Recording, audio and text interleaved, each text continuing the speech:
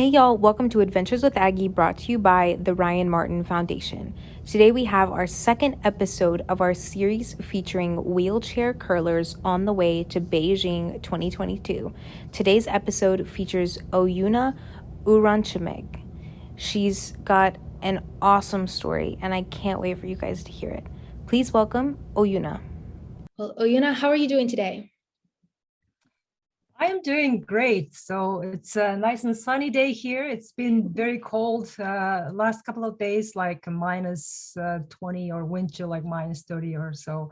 Oh So my it's gosh. very brutal cold, but I think it's thawing out a little bit today. I've heard it's going to be like upper 20. So that's like a t-shirt and shorts weather here in Minnesota. That's Anyways, that is yeah. wild. I cannot relate. I'm in Alabama. I think last week it was in the 60s, and that's crazy. I think on Christmas I was wearing short sleeves, which is not normal for most of this country. But I'm No, glad it's yeah. warming up for you to the 20s. But thanks so much for coming. I'm so excited to meet you. And I can't wait to learn more about you and all the cool stuff that you've done. But first, could we just kind of start with some background into who you are and what you do? Well, thanks for having me on your podcast. So I'm excited. My name is Oyuna Uranchimeg, and I'm originally from Mongolia. And those of you who don't know where Mongolia is, it's a country right between China and Russia. So I came to the United States back in 2000, in July of 2000, and I got an opportunity to get a visitor visa at the time, and just came to visit. And then, unfortunately, I was in a car accident that put me in a wheelchair. Well, I got a spinal cord injury and was paralyzed from waist down during that accident. So it happened just a week after I arrived in the US. So that kind of changed the course of my life, I guess. I mean, the trajectory of my life. And then I ended up actually staying in the United States. And I figured out a way to immigrate and get all the proper paperwork and stuff. And finally, I became a citizen in 2008. And I have lived in Minnesota for all these years, and I work full-time as an administrative assistant at the University of St. Thomas here in St. Paul, Minnesota. And I have two kids. They're grown up. One is 27 and the other one is 22. So I have two adult kids, and they all moved out, and I live by myself and enjoy curling. So, yeah. That's funny. I'm also 22. That's so crazy. Oh, yeah. So you are the same age as my daughter. Yeah. I love it. Well, good. Now that they're gone, you can focus on curling. I guess that's become the priority here. So, I guess backing up a little bit, how did you find this sport of curling? Did you know about it before you got to the US, or was this kind of a new discovery for you? So I did not know anything about curling, like just even 6 years ago today. I had no idea what curling was. So only thing I knew about curling or heard of curling was on TV during the Olympics. I mean, they do a lot of coverage about curling, and then all I see is people like sliding stones, and then somebody is cleaning in front of it. And so I just didn't understand and didn't really pay attention. And it kind of looked kind of funny and odd, like somebody is like sweeping in front of a stone. So that's the extent of my knowledge about curling. Yeah, that 6 years ago. And then in June 2016, yeah. So that's when I actually first found out about wheelchair curling through a friend. I had a friend who happened to be a curler, and just a club curler. And so he talked about curling, but I really didn't really pay attention to it since I don't curl. And so one day he actually called me and said he has a surprise for me and asked me to come to this place. And he didn't reveal what this place was and what this is all about. So And then, yeah, he said, yeah, we can have lunch or something. So, okay, free food, yay, and go. I went. So we drove to Blaine, and then so I see that like at the end of our trip that we arrived at the curling club. It says Four Seasons Curling Club. Okay, it's a curling club. So anyway, and I didn't know what to expect. So I came in, and then there were this people in a wheelchair. They were curling, or what I took was the curling, and then on the ice. And then there were some people also hanging out in the hallway, in the lobby area. And then as soon as we actually came in, and then I thought we were going to go to the restaurant because the Four Seasons Curling Club has a restaurant attached to it. So I thought we would just go and watch whatever they're doing. But that didn't happen that way. We didn't even get to actually eat. So we met the team. It was actually the national team, the national wheelchair curling team. They happened to have their monthly training camp in Four Seasons Curling Club at that time. So so before I know it, I'm just shaking hands and meeting with people and talking and chatting. And then they invited me on the ice to try. And then, so I got on the ice, and then so holding a stick and throwing a stone. And so it just was kind of incredible. So I did enjoy the throwing stone. Actually, it looked kind of really cool, and the way the stones were kind of gliding, and then the noise that it's making when they kind of collide with each other or hit each other. And then I saw that all this the athletes with their name on their back and their uniforms and things like that. They kind of looked really cool. I thought, oh, this is really cool. So I was in a way a little bit starstruck. And then they like said they were, some of them are Paralympians, and then they were some of them are aspiring to be in the Paralympics and things like that. So I did feel like, wow, this is really great.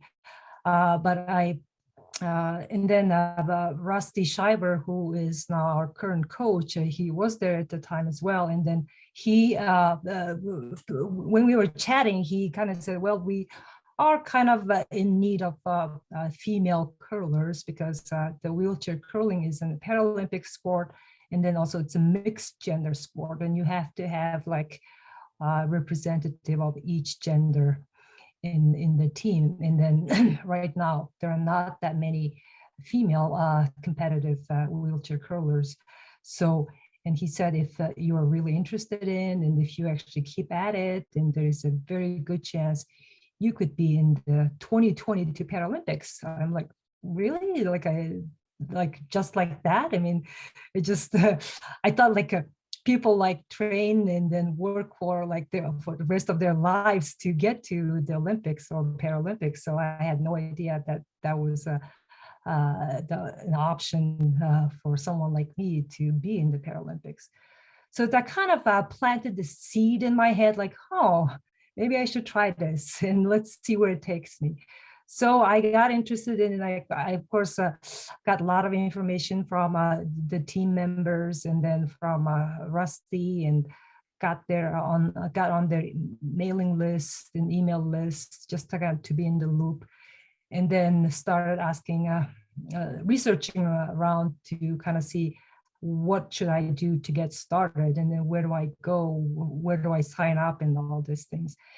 And so I've emailed a bunch of curling clubs in the Twin Cities, but they're actually, I found out there are actually a number of clubs, unlike some other states. So, and then I signed up as a member at Four Seasons Curling Club, also at Dakota Curling Club.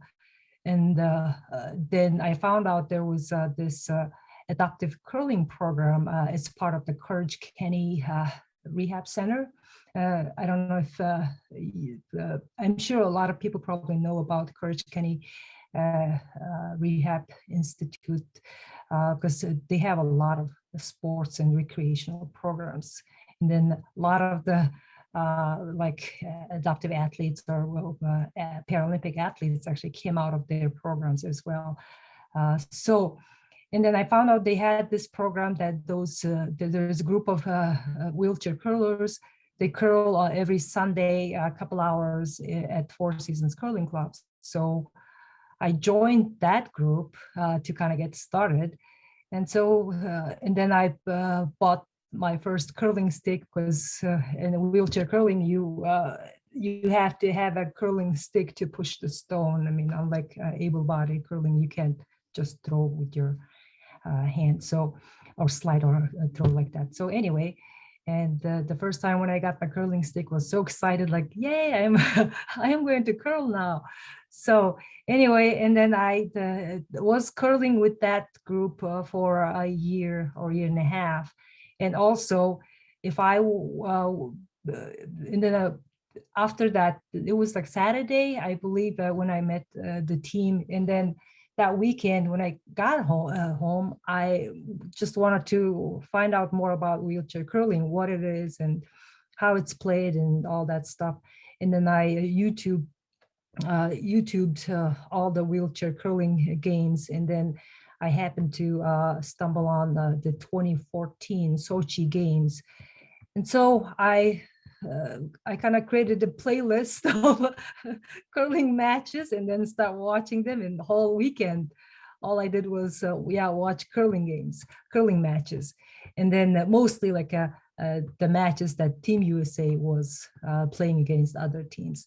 So, and that's how I kind of started to understand a little bit how the game is played. And then it's kind of cool. I mean, and then when I'm watching those games, I see some people who I've met like that morning. Yes, some of them were there, and like, I don't know, it just kind of felt pretty cool. And then when the sports commentators, when they were kind of talking about the game, or and they would say something about each players, who they are, I mean, how long they've been curling and what they do and whatnot. So I think that kind of was interesting to me as well, because it just sounds like just like regular people just like me. So I'm like, wow, this is so interesting, and it looks like I can actually do this. And then I kind of start like daydreaming, like being on the Paralympic ice, I don't know, in 2022 or whenever it can happen. So that kind of, I mean, how it started for me to like really want to pursue this for real, and then dedicate my time and effort. So, and then what was it, like 2018? That's the year when I first did the pre-trials. They had a call out for the pre-trials for the national team. So you kind of have to submit your. I mean, how the pre-trial works is they would select like a group of 12 wheelchair curlers based on their curling experience and also the curling skills. So people have to submit a skill drill scores, and then like 5 scores. And then they would select from those people, and then they pick 12 people to get into like in-person pre-trial. So I was selected to that pre-trial of 12 people. And then the pre-trial happened in Denver that May, late May of 2018. So, and then I was one of the top 4 that they selected for the final tryouts. So for the final tryouts, yeah, I mean, those 4 people who advanced from the pre-trials, they would be also mixed in with the current national team, which has 8 people in the team. So, and then they would select 8 people to be in the wheelchair national team. So, and then that's how it kind of got kick-started. And then I started training more and more, because now that I actually went through the pre-trials, and then I'm on my way to go to the final tryout. So yeah, I picked up my training more and more. And so, and then the tryouts happened in November, and I believe in early November of that year. And then I made the team of 8. So that's when I first made the national team. And then I was so excited, of course. And then I did I did fundraiser and stuff like that just to kind of help me to support my training, because once you kind of made the team, I mean, you have to do a lot of travels for Yeah. training camps and competitions and things like that. So uh, and you need money for funds to be able to support that. So I wasn't shy, and then I wanted to do whatever it takes me to do to get where I want to go. So I really, from the beginning, I wanted to go I mean, to Paralympics. And uh, I don't know, that was at the time was pretty ambitious goal, but I thought, well, at least I'll try and see what happens. So that's how I started. And then once I made the national team, so of course, it was, I mean, the training was more structured, and once you have a teammates and coaches and then the regular training camps and things like that, you learn a lot about curling, and then being a teammate, and then team dynamics. And it's not just I mean, one player being able to throw stones. I mean, there's so many other things involved in a team sport. So, and also not just the skills, I mean, your mental training as well. So you have to be able to manage your mental state in order to perform at your best and things like that. So I learned a ton once I joined the national team.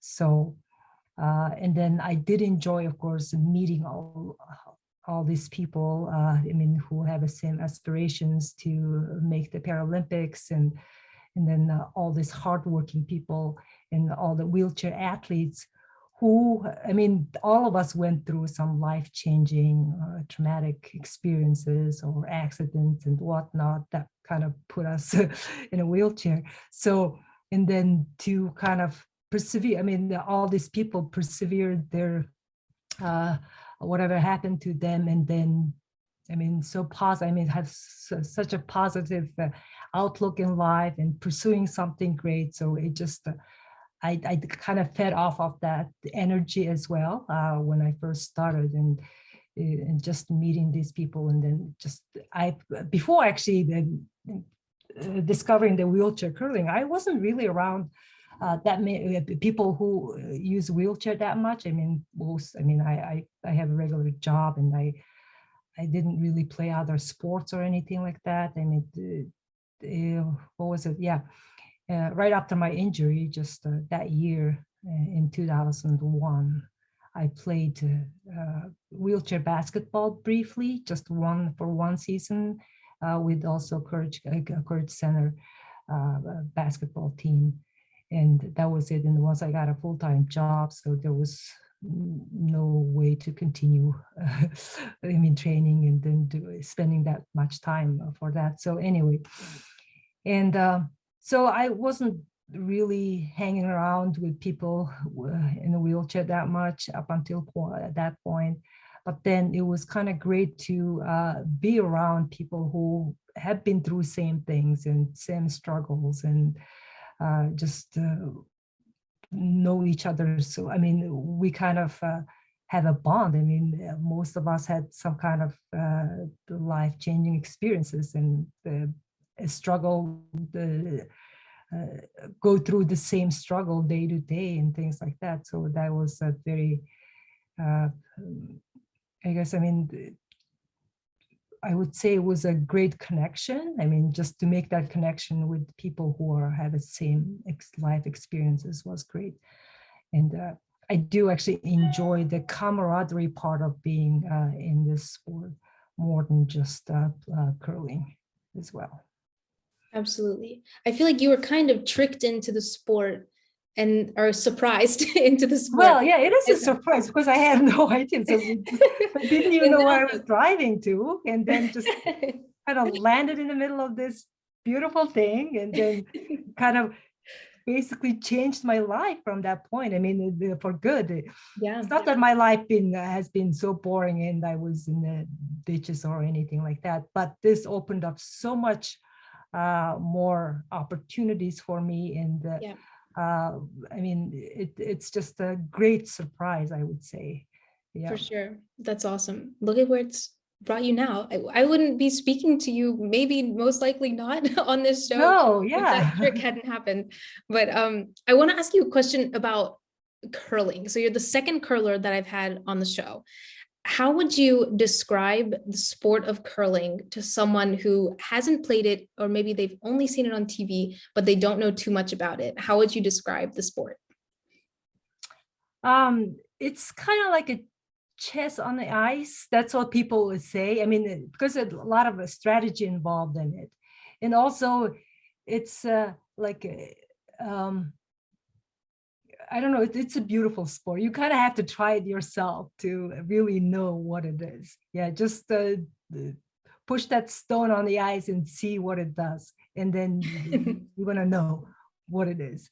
Yeah, otherwise, I mean, you can watch and then see to get some idea what it is. But Mhm. it's, I mean, it's a team sport, first of all. So in the regular curling, the four people makes up a team, and then one person, and we play 8 ends in wheelchair curling, and then in one end, one player gets to throw only 2 stones, and then so anyway, um, it's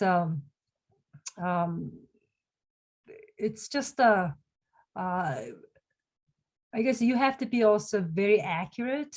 I mean, you kind of have to be, I mean, most of us in this sport, I think, or at least in my team, are all very like perfectionist kind of people. So they want to have like perfect things. I mean, they want to have their shots be perfect, and then you can't be sloppy at all. So at least that's what I think. And uh, so you kind of have to be calm and collected in order to throw stone. I mean, it's not going to require you to jump high or run fast or anything like that, but it's probably the opposite. You really have to be able to focus and concentrate on what you're doing, and then deliver the stone. And because it's also I mean, depending on where you want to put the stone, I mean, you have to know how much weight you want to put on the stone and where you want to aim and things like that. So you have to be aiming at the right spot, and then you have to actually to push where you're aiming in order to get where you want. And then also, especially the weight control is probably one of the most important part of the sport as well, because it's just we're talking about like a half a second or like a tenth of a second. So you should be able to feel that in your muscle, how much more or less power you put on your stone. And so it's I don't know I don't know the exact word, but it requires a lot of accuracy. Yeah. For sure. In terms of aim, in terms of the weight control, and then of course the whole game itself is a lot of strategy, and then you should be able to know what the ice is doing, and there are a lot of things involved. It's not just throwing stones. I mean, the ice conditions are different depending on, even like between end to end, ice changes, and then you should be able to make the adjustment depending on what the ice is doing. And then each club has different ice, and then championship ice is slightly different, and there's a whole lot of other things involved in it, just other than just throwing stones. Lots of variables. So I interviewed Steve Empt last week, and afterwards he was like, "You've got to try it. Like, go try it. I know. Go try it." So I signed up my entire family for a Learn to Curl class on Saturday, and we did it. And I think all of us fell down at least once. Yeah, that's the first step. The first step. It You was can great. learn without falling first, at least. Yeah, Well, I exactly. mean, it is if you're able-bodied, but the wheelchair curlers, I mean, we're sitting on a chair, so there's not a whole lot of chance for us to fall down. Hopefully not. Yeah. But yeah, it was so much fun. And I totally understand what you're saying. Everything was so specific and like you needed to be accurate, even though we were more concerned just about getting the stone to slide anywhere. Not not even all the way to the end, just trying to make it go a little bit. But it was crazy. I'm so glad that Yeah, because just the sliding is a lot of work. I mean, just Mhm. balancing your body on the ice in one foot and Yeah. then not falling or tripping. Yes. So that's a lot of work. And then being able to launch yourself off the hack. And Yes. it's a lot of work. I mean, that's the beginning, but Mhm. once you learn to do that, and then the other things will come in For sure. later. Yeah, Yeah. It was awesome though. I want to go back hopefully sometime soon, I but hope you really do. enjoyed it. Yeah, Yeah. It it was is really great. fun. Yeah. Cool. Because I think every curler they want to recruit other people. Oh, So great. it's like, have you ever tried curling? And Yeah. yeah, Hope somebody listening recruit me to your team. I want to come curl with you. But we'll see. Also, I want to shift gears a little bit and talk about Beijing, kind of our last piece here. But I know this has been a long journey since you started the sport. It seemed like it was always the goal in the end. So I guess what does this road look like for you the last few months? I guess it's not really a traditional kind of few months leading up to a big event, just with COVID and everything happening around the world. But what has the road to Beijing look like for you? And what does the road to Beijing mean to you as an athlete? well, I would say the road to Beijing has started actually at least a couple of years ago for me. Yeah, I mean, now we're just in the last strands, to kind of fine tune things and then get ready. And especially during this time, like stay healthy and not test positive on COVID and stay away from virus. And so that's been a little bit of a challenge. But so in the last couple of years, I mean, I have developed some training routines and things like that. So not just on ice, so off ice training, which involves like a physical fitness training and mental management training and things like that. So I mean, you kind of have to be you kind of have to have some kind of structure and routine in order to kind of have a more successful training and have to have a goal. And so I have been training mostly on weekends because I work full time, and then curling clubs usually are busy during the night or in the evenings with their leagues and stuff. So I wasn't able to get a whole lot of practice ice in the evenings, which is why I spent actually most of my weekends weekend mornings, uh, yeah, training on the ice.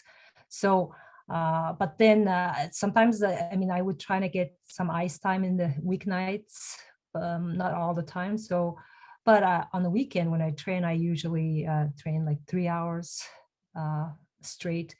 So basically like 6 hours a week. And sometimes if I get ice on the weeknights, then I would have like 10 hours or so. So anyway, so that has been my training routine. And then of course we had training camps every month, all the team get together in either whatever curling club is available. And then some of us have to travel. But in the last couple of years, a lot of the training camps actually happened here in Chaska, Minnesota. And so I didn't have to travel a whole lot, but whenever we had to, so we just traveled, and then that was it. And then we did have the last year, for example, and actually in 2021 was also a very busy year for us because we had to go to the World B Championship, to get our spot back on the World Championship. And then from bees in April, we got the gold. And then we went to the World Championship in October, and we ended on the 4th place, and we qualified for the Paralympics. So, and now we have, I mean, we were supposed to have our training camp in January and February, but that got canceled because of the Omicron outbreaks. So, but we are training individually at home, but also those of us who are like a driving distance from each other, yeah, we kind of drive to each other's clubs and train a couple days here and there. In fact, I was in Warsaw last week. I mean, this last weekend. Yeah, and trained with Matt Toombs, our skip. So I think we will also be going again this upcoming weekend in Warsaw to travel. I mean, to practice together as well. So anyway, and then whenever I'm not practicing with the team, I'm practicing at home. And this January, because I work in the university, and then J term is kind of low key. I mean, there's not a whole lot of classes, so I was able to actually work remotely, and then I would train in the morning, like which actually it gave me an opportunity to train every day on weekdays. So I train a couple hours in the morning and then come back and then do my work into the evening. So that's how I've been actually training this January, and then February probably going to be mostly weekend training. And we are heading to Paralympics. I mean, the pre-Paralympic trip to LA in middle of actually February 17th or 18th. So we're actually leaving to LA and then stay there a few days, and then enter into the bubble, the Paralympic bubble, and then we'll go from LA to Beijing on 26th, I believe. So I don't know, I mean, only like a few weeks left. It's just, we're counting down the days now. It's almost when we're almost there. And the most important thing right now, it seems like we have to keep ourselves protected from COVID. So that's the biggest challenge everybody's facing now with all this COVID cases spiking around the country. So, and I hope everybody makes it through, and then we all get there. Yeah. That February 17th will be here before you know it. I know. So it's yeah, just a month away now. That's crazy. I'm so excited. I can't wait to cheer everybody on and stay up all night long or whenever the games will be on, watching you guys. Yeah, I hope. Yeah, it will be. I mean, hopefully it will be broadcast somewhere. I mean, hopefully the NBC or whatever, the NBC Olympics will have some coverage, and I'm assuming they probably will have full games through their the NBC Olympics app, because that's usually where they actually put, if not broadcast on the networks, maybe through their app. For sure. I hope, yeah. But in the past two championship, the World Championships, or the bees and the World Championship, they were not broadcast at all, because that's very. I mean, I remember in the past. I mean, they do have like a YouTube channel where they would actually broadcast all the games, or at least like final or semifinal games. But this year, or in 2021, there was nothing at all, which was kind of disappointing. And when we were in the World Championship in October, only because it happened in Beijing, so only the China, I think there was some Chinese TV, they were taping all the China game, of course, China versus other countries games. Yeah, but there were no broadcasts, no streaming, nothing at all. for other Crazy. countries. It was kind of disappointing, but it is what it is. I mean, during COVID times, I guess those things are a little bit complicated. Yeah, for Yeah. sure. Well, hopefully NBC's got it all. They say they have it all, so I hope they have it all. I hope Yeah. so too. So yeah. Yeah. So But we regardless, I mean, whether it's podcast or not, I mean, I'm looking forward and extremely excited. I mean, to have the experience to be in the Paralympics, and yeah, just looking so forward to the opening ceremony. And I know Steve Ent is the only one who was in the Pyeongchang, and he's the only Paralympian in our team. And then the other four, we are new for Paralympics. So, and then he just keeps telling us how wonderful and amazing. And so I'm so looking forward to experience that, of course. And just such an honor, I mean, to be, I mean, to represent the country that I kind of adopted, I guess. I mean, it was just, even though I was not born here, and then kind of whatever destiny kind of put me in this place. And so this is my country now. And then it's such a privilege and honor to get to represent the country. Absolutely. That basically I was reborn in. And so it's amazing. The feeling, it's amazing, really. Yeah, I'm so excited for you. It's like you adopted the US and then curling adopted you. And now here we are. It's great. Or I adopted curling. Yeah. So anyway, yes. I love it. Awesome. Let's see. Last question for you here. I think we've gone through, you've answered all my questions, which is great. But last question for you is, what is one piece of advice you would give to your younger self? Lots of people listening to the show are young adaptive athletes or young athletes who are looking to figure out what they want to do. So I like ending the show on advice. So what would you tell younger Oyuna?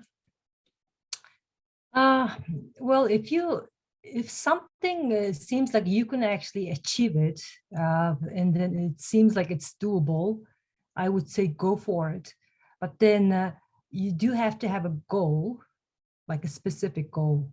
You can't just dream about it. You have to have a written down goal, and then you have to have a plan how you're going to reach that goal.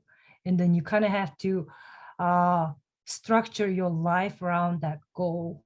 You know, I mean, because things can get in your way. I mean, like work or school or whatever the life throws at you. So in order to stick with your goal, you do kind of have to evaluate if that goal is important enough to achieve and go after. And then you kind of have to really work around that. You kind of structure your life around it and make it a priority. And it's very important to actually have a written plan. I'm an old person, so yeah, I guess if the young kids are listening, so I'm like, oh, it's like a mama is giving an advice. So anyway, it is, I mean, very important, because if you don't actually write down and then what do you actually want to do and how you're going to get there, some like action plans, and then you can't really, I mean, it's hard. I mean, you won't have like anything to grab on and then guide you through. So have to have some kind of written plan. Okay, I want to do this. What do I need to do? And write down what are the obstacles that I'm facing. How do I get over that? So you kind of have to have that kind of detailed plan in order to achieve that. And then you have to stick with it, of course. And then you have to stick with it and go with it, and then really dedicate your time and effort and just commit to it. And then if you just believe in yourself and then work through it, and then I think any goal can be achieved. Absolutely. That's great advice. I love ending the show on this because I hope somebody listens and is like, I'm going to go write down my goal now, or I hope they do something after listening. Yeah, start now. Yes. Oh, Eunice says start now. So we got to start now. Yeah. But I love it. Thank you so much for sharing your story. I learned a lot about curling just from listening to you speak about the sport, having experienced it once. I know my knowledge is limited, so I appreciate all insights.